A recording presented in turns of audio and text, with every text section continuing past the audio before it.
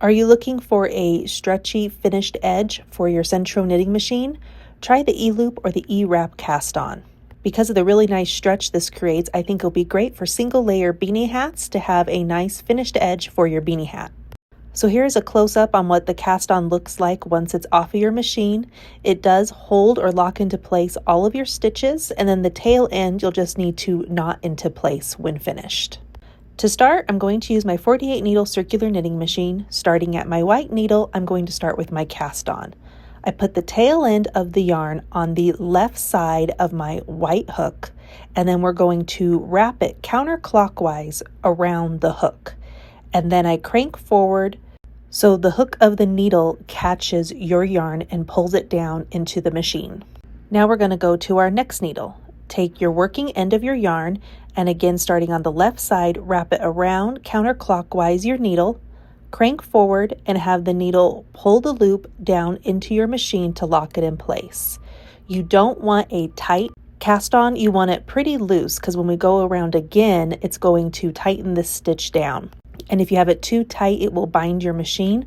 So looser is better, and I will show some close-ups in a minute, but we're going to do this E-loop or E-wrap around each needle one time around. And we do it the same way for each needle, wrapping around so it kind of looks like a cursive E, which is where it gets its name from. And another helpful tip is you might want to have a loom pick with you to help keep that tension loose. In case when you wrap it, it goes a little bit too tight, you can move your tension around. And so we'll continue looping these one time around. The other thing that can sometimes happen is the needle won't catch the yarn and pull it down into the machine. It will get caught on those two little pegs. So that's just something to be aware of too, to make sure it loops it all the way down and pulls it in. And then here I am using my loom pick to make sure I have loose tension. The first time I did this, the tension was a little bit tighter, and then when I went to do my first true row, cranking it, the machine bound up once I got a little bit more than halfway around, and it didn't like it. So I took it off the machine, and then I'm rewrapping it and making sure it has this really nice loose tension. And so now I'm going to fast forward this, and I will meet you back at the 47th needle. And as I'm looping the yarn around each needle, again, I'm just checking my tension with my loom pick. And if need be, I'm just kind of pulling on it to make sure it has a nice loose tension all the way around. And then also making sure the needle is pulling the loop down into the machine so they will lock into place. So now I'm back at my 47th needle. This is going to be my last needle that I loop it around. And I'm going to put it in my yarn holder right here, just so you can see what these stitches should look like. Here is a little close-up of what each stitch looks like on the machine as they're looped around each needle, and see how it's pulled down into the machine. It's not hooked over the two little pegs. So now that I have it all the way down into my yarn holder, we're going to make sure this last needle hooks the yarn and it pulls it down into the machine. And now we're going to crank our first row. When we start our first row, the one thing that I did notice as well is because it's such a loose tension that we need to do the machine so the machine doesn't bind up, is when the needles come up, the yarn doesn't want to fall over those two pegs. So again, using a loom pick really works nicely to help just push that yarn down so it goes over the two pegs. You could also use a paper clip that you undo in a pinch if you don't have a loom pick, but I got mine off of Amazon and they are pretty inexpensive, or probably Joann, Michaels, anyone who sells looming crafting supplies should have one of these.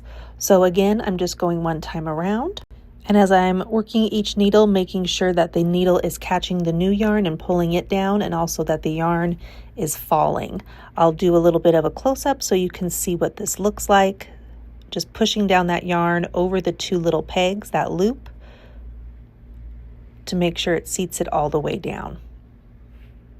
So in a minute, I will speed up the video because we're just doing this one time around for our very first row to make sure the yarn falls down onto the two little pegs and the needles are picking up the new yarn coming off of the yarn holder. After the cast on row and this first row of just kind of having to babysit the stitches, going on to your second, third, fourth row, they crank out like normal and work really well. Again, if your machine starts to bind up at all and it doesn't want to move, Your cast on was probably too tight, so you want to remove the yarn from the machine and recast on looser. So here I am back starting now my second row in real time now that we're back to our white needle. And again, as I start to crank forward, it's just going to crank out like normal. So I think this is going to be my go-to option for when I'm making a single layer beanie hat and kind of does the rolled little brim up in the front because it just makes it super nice and stretchy, and I don't have to worry about it being too tight on somebody's head. So let me know what else the E-loop or the E-wrap cast on can be used for. I've seen that it's used a lot in loom knitting, it's used a lot in hand knitting, but I didn't really find any tutorials with other uses besides the fact that it's very stretchy. So let me know in the comments if you're a hand knitter how you use the E-loop cast on. Thank you so much for watching. I appreciate all the likes, follows, and comments. Happy crafting, everybody.